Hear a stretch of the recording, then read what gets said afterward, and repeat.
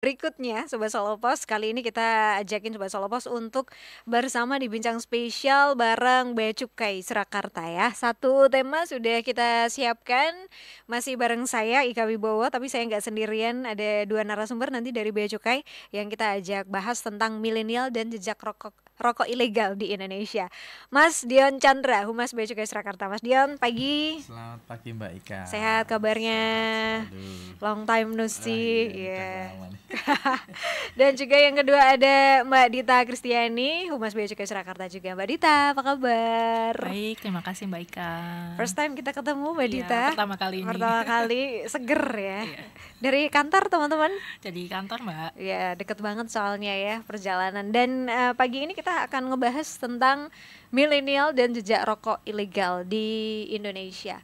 Milenial ya, Gen Z nggak diajak ini tumben. Kebetulan fokusnya milenial. Fokusnya milenial dulu ya, janji bersabar ya.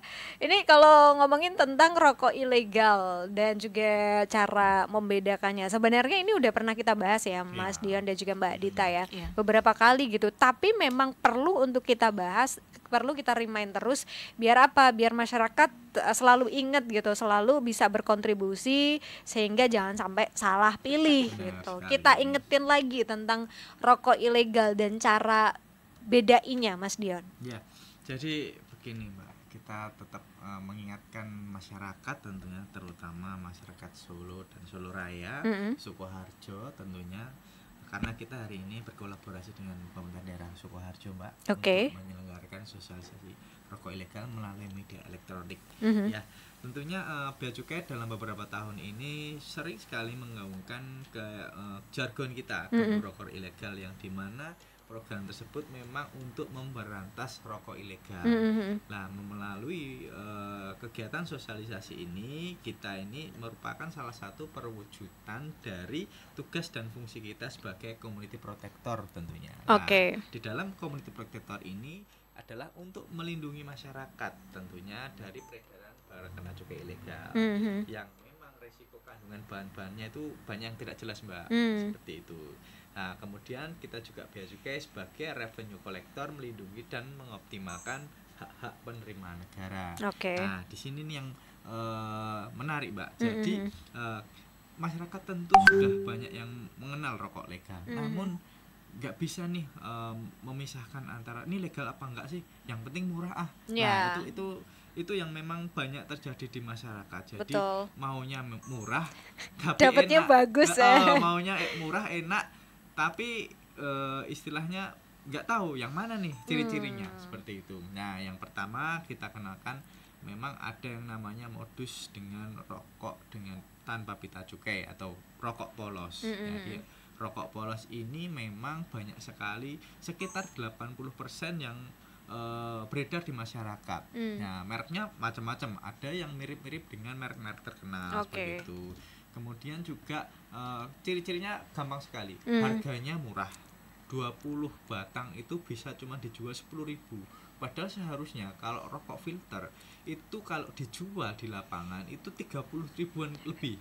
Nah, karena ada cukai di sini bisa sampai separuh harga Mbak. Nah, tergantung golongan, seperti itu.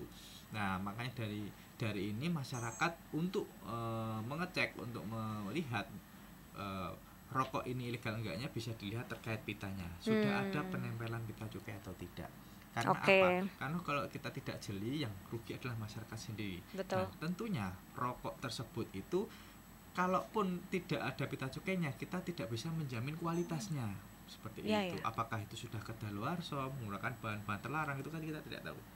Kemudian ada yang namanya rokok dengan pita cukai palsu, yang tentunya ini memang agak susah, lebih susah dari pita cukai polos. Karena apa? Dia ada pitanya, namun tapi palsu. Nah, gimana cara untuk mengidentifikasinya? Yang pertama bisa menggunakan metode menyandingkan dengan rokok yang asli. Kalau rokok asli kan sebenarnya udah banyak iklan ya, terkenal ya. Betul. Karena rokok ilegal tidak mungkin diiklankan. Betul.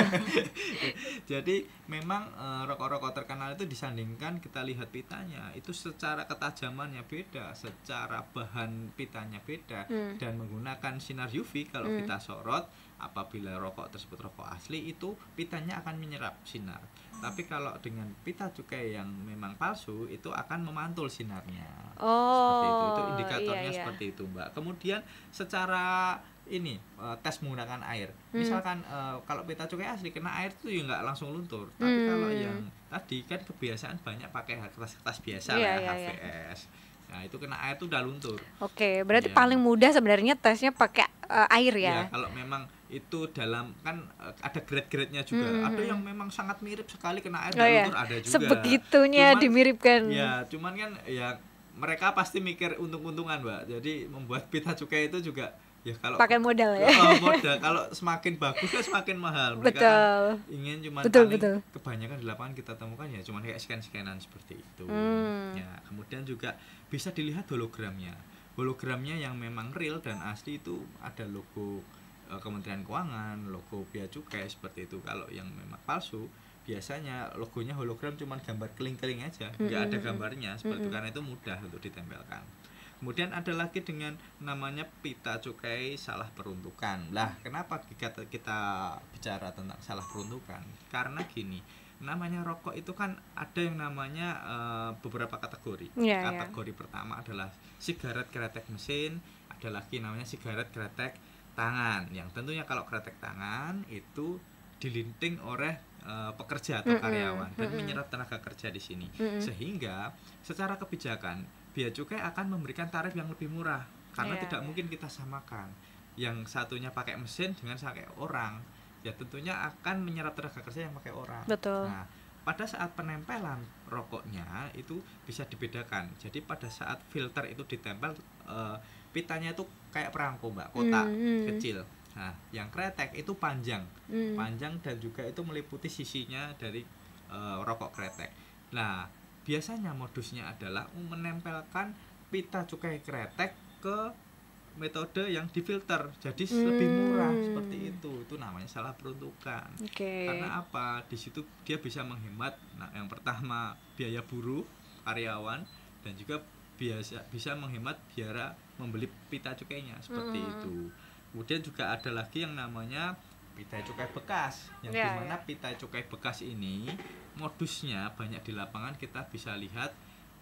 Kalau di warung ada rokok eceran, itu biasanya kan nggak langsung habis dan nyobeknya nggak langsung di pitanya, biasanya di bawahnya, di atasnya seperti itu. Dan nanti ada orang-orang yang memang berusaha untuk membeli biasanya rokok-rokok, istilahnya bungkusnya itu, pitanya itu lah, itu yang modusnya nanti ditempelkan kembali di pabriknya dia, nanti dijual kembali lah. Oh ya, kayak kalau kayak gitu juga kita konsumen susah ngebedainnya juga ya. Benar, bedanya cuman itu pitanya memang bekas istilahnya sobekan seperti itu, ada ciri-cirinya. Karena kalau yang memang real dari awal dia pasti masih lurus, pasti bagus. Iya, tempelannya beda ya. Tempelannya beda.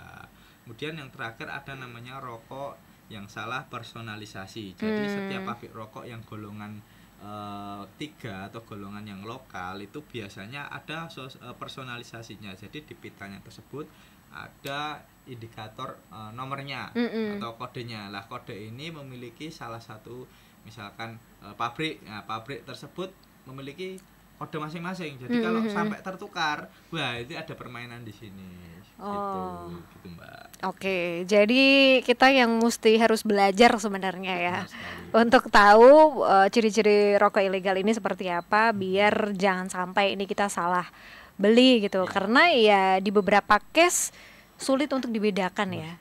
Kita yang kayak masyarakat umum ya kalau saya gitu ya nggak tahu. Ini masyarakat boleh kalau mau nanya secara langsung gitu. Iya benar. Buka outline ya, Pak. Iya, atau kalau misalnya pernah kebetulan kejadian tertipu juga misalnya itu juga bisa disampaikan ya. Biar kita menjadi masukan seperti Betul. Silakan gabung aja Sobat Solopos di 081226 103 ya untuk tanya langsung ke Mas Dion dan juga Mbak Dita ya. Nah, itu kalau ciri-cirinya sudah ya. Terus kalau untuk rantai pasok rokok ilegal ini dari pabrik bisa nyampe ke konsumen itu gimana? Jadi begini Mbak, yang namanya rantai pasok ilegal ke pabrik ke konsumen ini kita kemarin melakukan analisis, kebanyakan itu industri rumahan ternyata Mbak. Nah, pabrik-pabrik kecil yang memang sebenarnya itu tidak terdaftar, sehingga pada saat kita datang ke pabrik-pabrik tersebut itu tidak ada produksinya. Jadi memang kucing-kucingan jadinya. Jadi pada saat kita datang atau merazia, tentunya harusnya yang info itu tidak bocor harusnya. Namun setelah kita datangi, namanya di rumah-rumah penduduk ya, itu mereka tidak produksi, barangnya pun tidak ada. Ya, jadi susahnya memang di lapangan seperti itu. Namun pada saat sudah keluar dari pabrik tersebut lah, kita baru bisa mengintai barangnya itu diarahkan kemana, ke pabrik mana, atau barangnya diarahkan ke misalkan di pedagang-pedagang mana, itu baru kita bisa tangkap seperti itu. Kalau di pabriknya agak susah karena memang dan lokasinya pabrik itu tidak mungkin di kota. Iya sih. Biasanya gitu. Itu ada Masuk yang di atas gitu ya? gunung, Iya, ada iya. yang dekat pantai, itu agak susah seperti itu mekanismenya. Pada saat kita datangi ya itu, kok ternyata tidak ada, kan di rumah penduduk seperti itu agak susah juga, Mbak. Seperti itu. Kalau itu ya rantai pasoknya seperti itu. Jadi setelah dibawa ke pedagang-pedagang tersebut, baru kita ada bukti, barang buktinya kita bisa cek, dan itu nanti kita nggak langsung menyasar pedagang ya, pasti kalau ketemu distributornya akan kita kenakan pidananya di distributor seperti itu, atau malah distributor bisa menunjukkan pabriknya, kita akan langsung melanjutkan penyidikan lanjutan ke pabriknya seperti itu. Oke. Yeah. Oke, tapi kalau ini nih, tadi sempat juga Mas Dian udah sampaikan ya, sebenarnya kalau secara harga ya jelas lah ini lebih terjangkau gitu, yang ilegal gitu. Terus kalau misalnya ada yang mau tanyakan juga, rokok ilegal ini kok bisa seterjangkau itu, alasannya juga sudah disampaikan oleh Mas Dian ya. Tapi kaum milenial nih ternyata masih tetap ada aja yang pilih ya. Buktinya gitu, maksudnya walaupun kita lihat sebenarnya kalau range milenial itu kan dia pasti sudah di tahap yang dia punya penghasilan sendiri ya. Beda kalau Gen Z mungkin alasannya karena masih belajar, masih murah. Ya pasti make sense lah kalau mereka uang jajannya masih dikit, jadi beli yang murah-murah aja gitu. Jadi begini Mbak, kita melihat by data, dan kita kan ada database penangkapan seperti itu. Jadi KTP yang memang menjadi pelaku itu kebanyakan milenial. Kenapa? Ya. Karena memang yang sekarang secara porsi masyarakat itu yang aktif untuk memperjualbelikan offline maupun online nih, itu milenial. Kita cek, kita lihat banyak marketplace juga menjual rokok ilegal. Nah, kalau kita melakukan undercover buy, istilahnya kita menangkap, ternyata yang jual ya yang melek teknologi milenial. Iya benar. Ya kalau sudah yang generasi sebelumnya kan tidak mungkin terpikir menjual secara istilahnya online, COD dan lainnya, tidak. Dan kalaupun kita biasa menangkap di warung itu, misal yang tertangkap itu memang generasi ya umur 50-an, itu biasanya yang kulaan malah anaknya. Gitu, karena bapaknya cuma nunggu aja di warung, banyak kan. Nah, atau kalau enggak memang pas ditawari, beliau-beliau yang memang sudah sepuh itu tidak tahu ternyata rokok ilegal, karena kan memang untuk mensosialisasikan ke golongan-golongan yang memang agak sepuh itu memang memerlukan istilahnya harus tatap muka, harus konvensional seperti itu, atau melalui radio ini malah lebih menyampai. Karena tidak melewati internet. Langsung dengar aja langsung dengar dari radio itu, malah beliau-beliau banyak yang malah konsen, ada tuh rokok kayak gini. Iya. Gitu, Mbak. Oke. Biar kita sosialisasikan terus ya. Nah, ini kita juga ngajakin teman-teman milenial nih untuk menyadari bahwa sebenarnya ketika kita pilih rokok ilegal itu dampak di kesehatan tuh ada banget gitu. Dampak rokok ilegal bagi kesehatan teman-teman milenial. Mungkin Mbak Dita bisa bantu jelasin juga dan ngingetin gitu Mbak Dita. Terima kasih Mbak Ika untuk pertanyaannya. Kalau rokok ilegal itu tentunya lebih berbahaya ya Mbak, karena dia kan tidak melalui standarisasi kesehatan. Betul. Tidak ada pengawasan dari BPOM, dan biasanya kan kalau rokok legal itu pasti udah ada kandungan yang ditentukan, misalnya kandungan nikotinnya berapa, tarnya berapa. Sedangkan ilegal itu tidak memperhatikan hal tersebut, karena ya mereka mungkin produsennya yang ilegal itu nggak tahu bahan-bahannya apa yang dicampur, juga kita nggak tahu ya, tidak bisa dideteksi karena tidak lewat pengawasan itu juga. Dan milenial tuh juga banyak kurang, mungkin jadi edukasinya kurang, sosialisasinya kan mereka juga nggak tahu apa sih ilegal itu kesehatannya, jadi karena yang tadi murah itu mungkin ya murah enak, ya udah saya pakai itu aja udah cukup. Iya, iya. Ngapain saya harus mengeluarkan dana lebih? Betul. Seperti itu kira-kira Mbak. Oke, tapi ya resiko kesehatan mengintai gitu ya.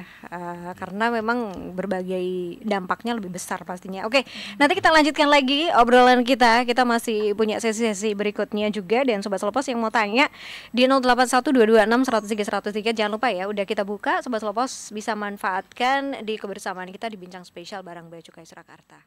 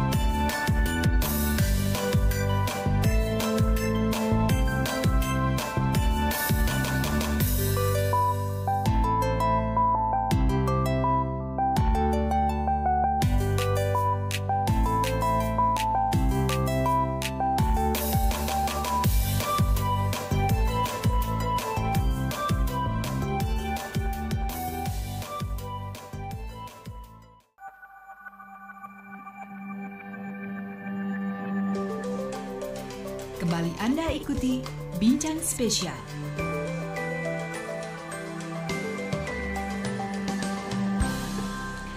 Oke, Sobat Solopas, kita lanjutkan lagi kebersamaan kita masih di Bincang Spesial bareng Bea Cukai Surakarta, masih bareng Mas Dion dan juga Mbak Dita.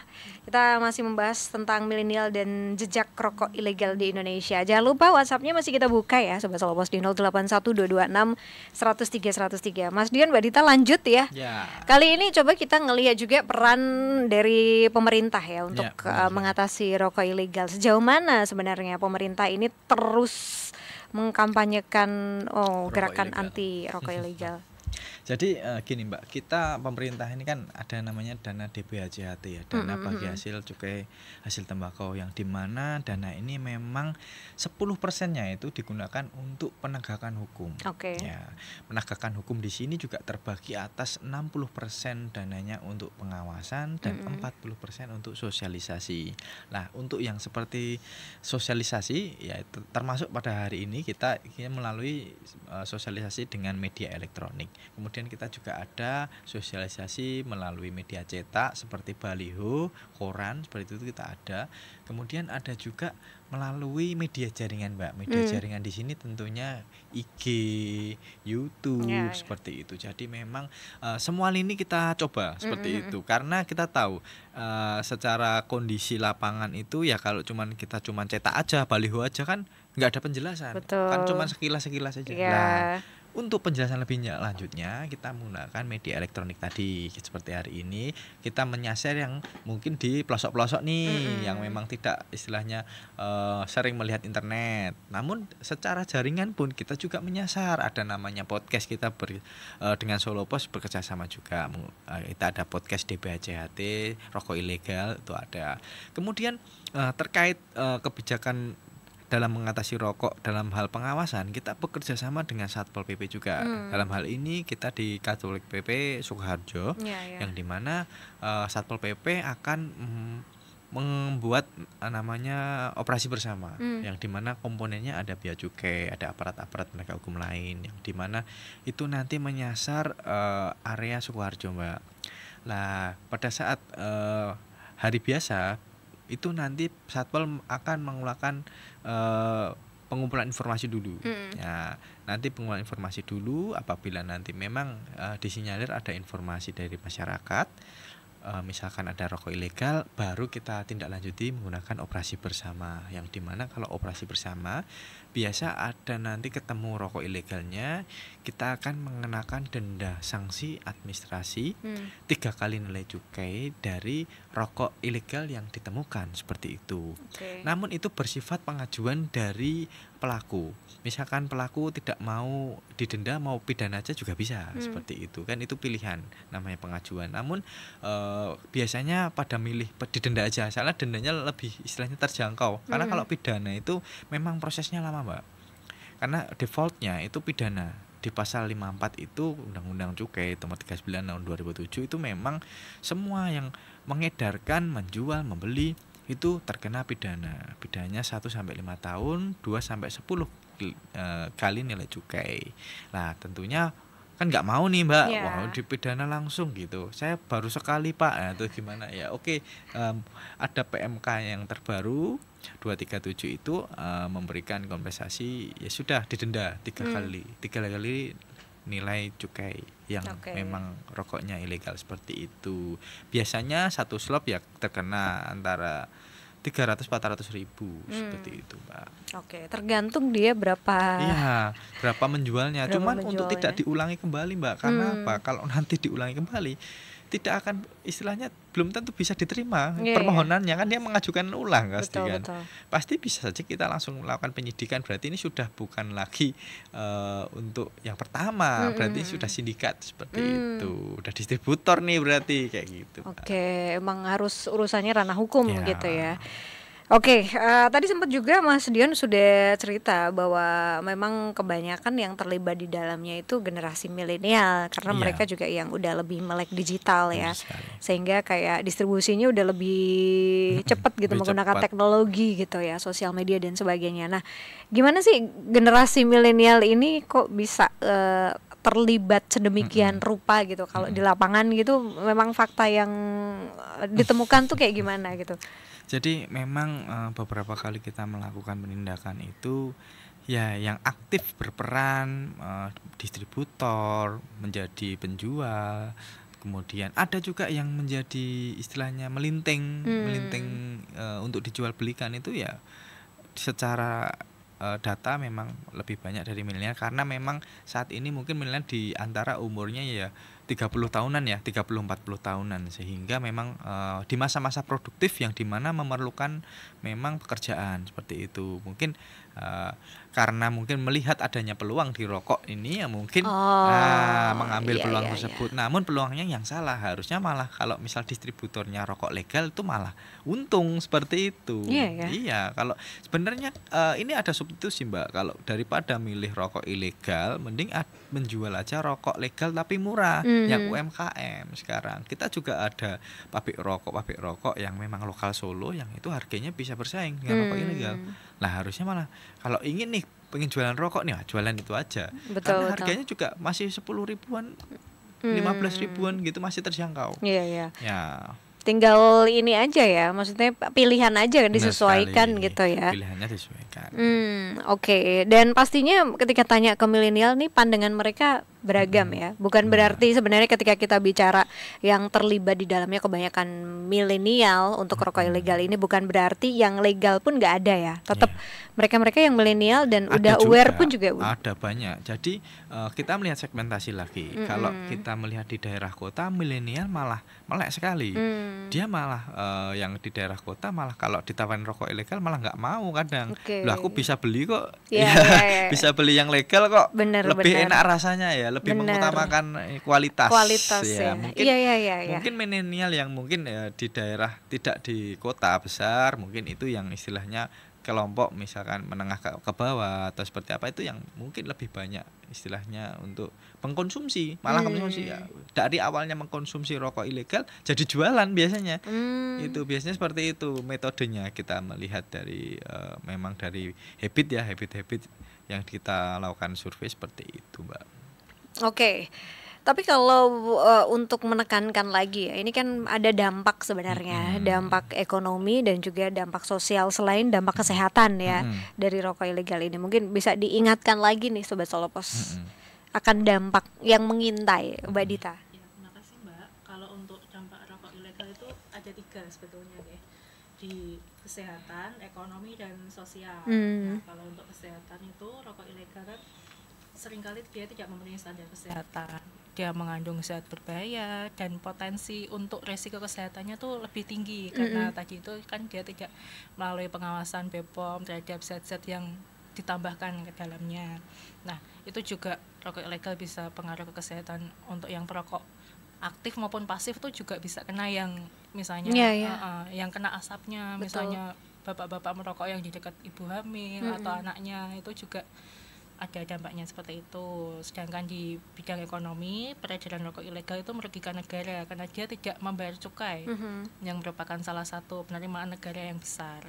Jadi nanti dampaknya itu karena penerimaan tidak optimal, jadi pembangunan negara juga kurang optimal, yang juga bisa untuk pelayanan publik itu jadi nanti juga kurang optimal juga. Sedangkan untuk yang di bidang sosial, rokok ilegal itu bisa memicu persaingan usaha yang tidak sehat. Kan sebetulnya kan udah ada perusahaan yang legal, jadi dia kalau dengan misalnya rokok ilegal lebih banyak yang membeli, jadi nanti kan dia tergerus usahanya Mbak ya. Dan juga karena dia sudah taat pajak, membayar cukai, malah kalah sama yang rokok ilegal tadi itu, bisa merugikan seperti itu. Oke, dampaknya jadi banyak banget dari segala aspek sebenarnya ada gitu ya. Dan ini kalau dilihat dari berbagai aspek ya lebih ke negatif semua dampak yang ada gitu. Dampaknya hanya negatif aja. Negatif semua, kesehatan ya udah pasti. Terus kalau di sosial, ekonomi udah pasti gitu ya dampaknya ya. Terus emang yang juga terus dilakukan teman-teman dan juga pemerintah untuk mengurangi konsumsi rokok ilegal di kalangan milenial tuh gimana? Jadi begini Mbak, kita tentunya menyasar secara komunitas dulu nih. Kan milenial banyak sekali mungkin di daerah-daerah itu memiliki komunitas, misalkan nih komunitas budaya, komunitas stand up, komunitas mural, seperti itu. Kita juga menggandeng influencer tentunya. Jadi beberapa milenial itu ya sempat ada yang memang kita lakukan edukasi tatap muka, sosialisasi, kemudian juga kita juga membuka peluang sebagai kontributor juga. Jadi milenial ini kita kasih lomba. Nah, ada lomba hip hop, kemudian ada lomba TikTok. Itu kebanyakan milenial yang ikut, Mbak. Dan Gen Z tentunya kalau yang udah melek ya. Betul. Ya, jadi kita dari situ dulu kalau dia sudah membuat konten, tentunya dia akan paham gitu.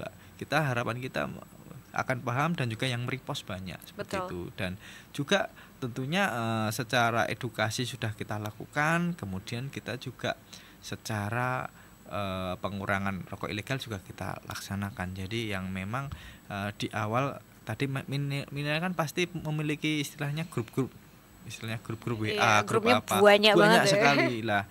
Itu kita juga istilahnya kalau pada saat kita tatap muka di kecamatan seperti itu ya kita edukasi untuk Pak Camat untuk mensosialisasikan juga. Jadi memang ada peran pemerintah daerah di sini.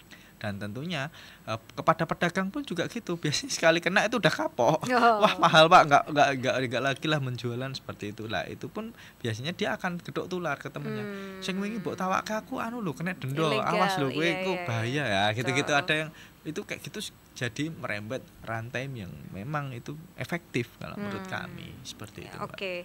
Kalau yang di via medsos nih, Mas, seberapa efektif sebenarnya sejauh ini ya untuk mampu mempopulerkan kritikan terhadap rokok ilegal? Jadi gini, kalau kita lihat nggak cuma medsos ya. Kalau kita lihat nih jalan kan kita katakanlah Solo ya, Solo Sukoharjo itu kita lihat baliho udah kebanyakan banyak sekali. Orang kalau ditanya rokok ilegal apa, minimal mereka udah nyantol, udah tahu oh yang di baliho yang ini ya, yang rokok yang ini ya, itu udah pada tahu. Jadi kita menanamkan secara persuasif di sini, secara tidak sadar. Ya, secara itu dulu. Setelah dari baliho, tentunya kalau lihat lagi scroll medsos loh, ada Instagram misalkan nih konten rokok ilegal, ini yang tadi nih. Nah, itu sebenarnya secara tidak sadar kita tanamkan, Jadi memang harus pelan-pelan, Mbak. Nggak bisa yang kita langsung melakukan ajakan yang nggak akan nonton. Langsung manut gitu misalnya, nggak bisa ya. Memang ada polanya di sini. Kita melakukan benar. Istilahnya pendekatannya melalui seperti itu. Oke, dan itu juga nggak cukup cuman sekali, 2 kali gitu. Harus konsisten. Untuk saya pribadi sudah melakukan ini dari 2022 ya, karena sebelumnya saya nggak di Humas. 2022 itu saya konsisten melakukan tatap muka, melakukan asistensi baliho, iklan media sosial, dan juga lomba-lomba itu ya ternyata secara survei itu membuktikan bahwa kita kan setelah kegiatan itu melakukan survei. Nah di survei itu ya semakin tahun nilainya semakin baik, Mbak. Seperti itu. Jadi kita anggap ya memang sebenarnya masyarakat itu udah paham. Tinggal tadi ada kesempatan menjual atau tidak. Kalau ada kesempatan ya waspadalah. Ini malah kayak Bang Napi. Soalnya gitu. ya kadang iming-iming itu selalu menggiurkan ya.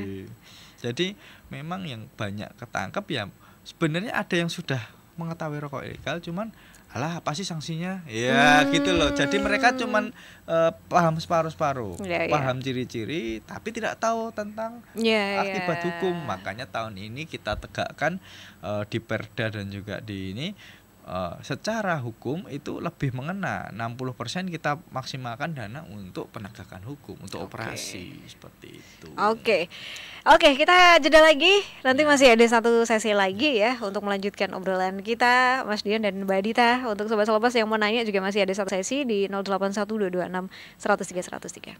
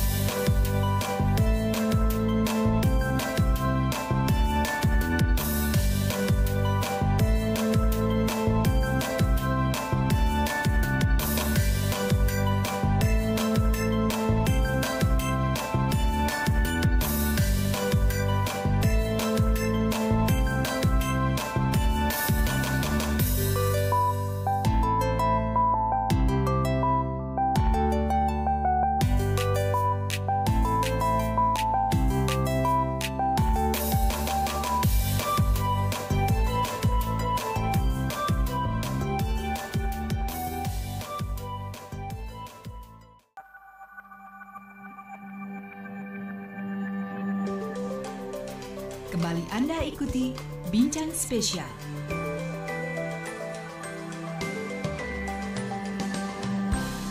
Oke Sobat Salopos, kita lanjutkan lagi. Kita ada di sesi terakhir ya kebersamaan kita di Bincang Spesial bareng Bea Cukai Surakarta. Mas Dion, Mbak Dita, kebetulan ada Sobat Salopos yang tanya di WhatsApp ya. Selamat pagi, ini dari Bu Wahyu. Siap, Bu Wahyu menanyakan, selamat pagi narasumber, maaf mau tanya, saya banyak melihat di media sosial nih ada yang namanya terapi asap yang memakai rokok herbal. Jujur saya juga baru tahu malah. Terapi asap memakai rokok herbal. Nah, apakah ini termasuk jenis yang mana? Ilegal atau legal? Jadi begini Mbak, kalau kita dari Bea Cukai melihatnya secara dasar hukum dulu. Jadi kalau yang dikatakan rokok herbal ini yang seperti apa dulu yang dilakukan terapi? Yang pertama, kalau yang memang ada tembakaunya ya itu pasti rokoknya dipastikan kalau sudah pakai kondisi tembakau, ada ekstrak tembakau, itu bisa dikatakan barang kena cukai. Dan wajib ada pitanya. Namun kalau rokok herbal di sini itu sebenarnya cuma ramuan-ramuan yang dikatakan rokok, namun tidak ada kandungan tembakau atau non tembakau, ya pada dasarnya tidak dikategorikan pada produk tembakau tentunya. Tergantung di kandungannya dulu. Rokoknya itu ada tembakau atau nikotinnya tidak. Nah, kalau itu rokoknya herbal, misalkan nih daun pandan, jahe, serai, gitu kan? Ya tapi dibakar gitu kan banyak di wedangan. Iya benar. Tapi nggak ada tembakaunya, berarti nggak kena. Berarti bukan barang kena cukai. Dan itu tidak wajib ada cukainya, tidak kita bisa katakan ilegal. Kalau memang tidak ada kandungan tembakau, karena titik fokus barang kena cukai adalah tadi secara undang-undang ada tembakaunya, ada kandungan nikotinnya, dan yang dimana ya itu ada dampak negatifnya ya. Namun kalau yang tadi rokok herbal yang disebut itu ya tadi kandungannya jahe, empon-empon mungkin ya, terus ada mungkin cengkeh gitu-gitu ya nggak ada nikotinnya, ya sebenarnya tidak termasuk rokok ilegal karena itu bukan definisi kami itu rokok itu tembakau. Dan tapi tetap kita melihat secara efek samping, namanya rokok kalau dibakar itu ada namanya tar, kemudian ada asap, ada yang berakibat karsinogenik, kemudian juga paparan kronis bisa kalau kena hirup itu otomatis bisa ada risiko kanker. Itu cuman secara kesehatan ya, saya melihat secara kesehatan. Namun secara efek dampak hukum tadi itu ya kita belum bisa kayak merazia, itu nggak bisa karena kan belum tahu kandungannya apa, kecuali memang dia menggunakan rokok istilahnya herbal yang ada tembakau. Nah kalau itu sudah didaftarkan memiliki NPBKC ya silahkan saja, itu kan praktek istilahnya pengobatan alternatif ya bahasanya ya. Namun kalau dari kami itu ternyata tadi pakai tembakau, tidak ada pita cukainya, ya bisa istilahnya nanti kita cek dulu apakah rokok ini sudah terdaftar NPBKC seperti itu. Oke, Bu Wahyu gitu ya.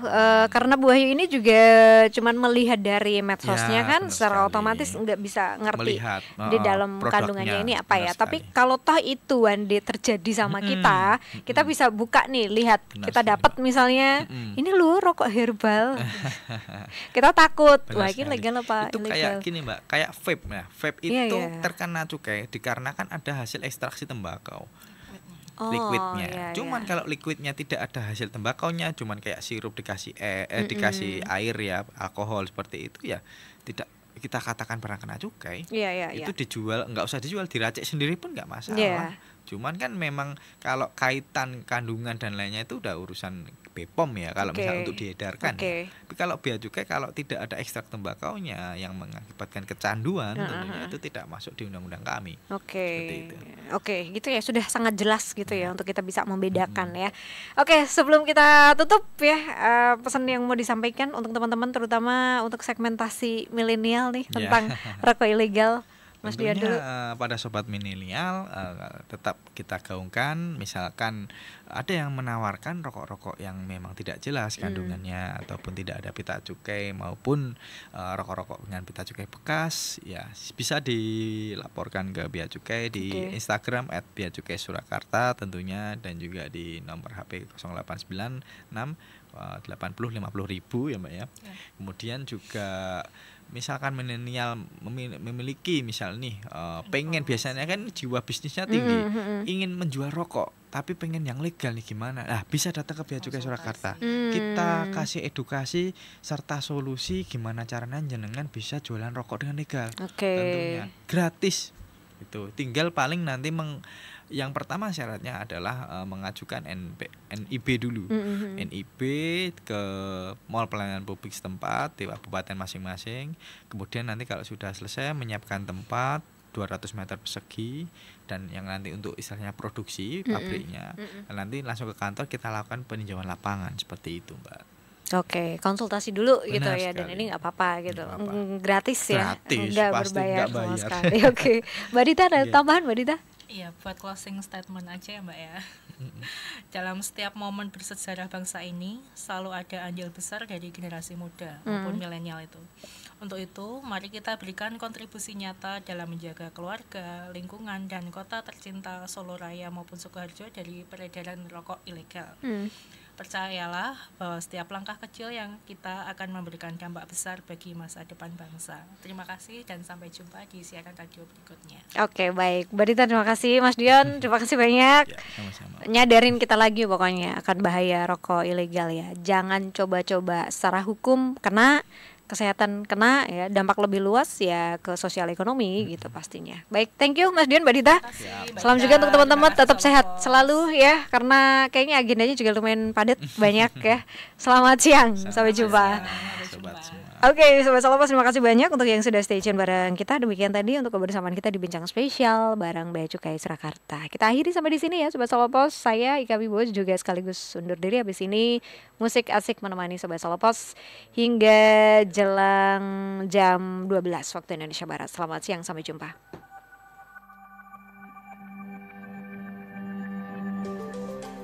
Telah Anda ikuti Bincang Spesial.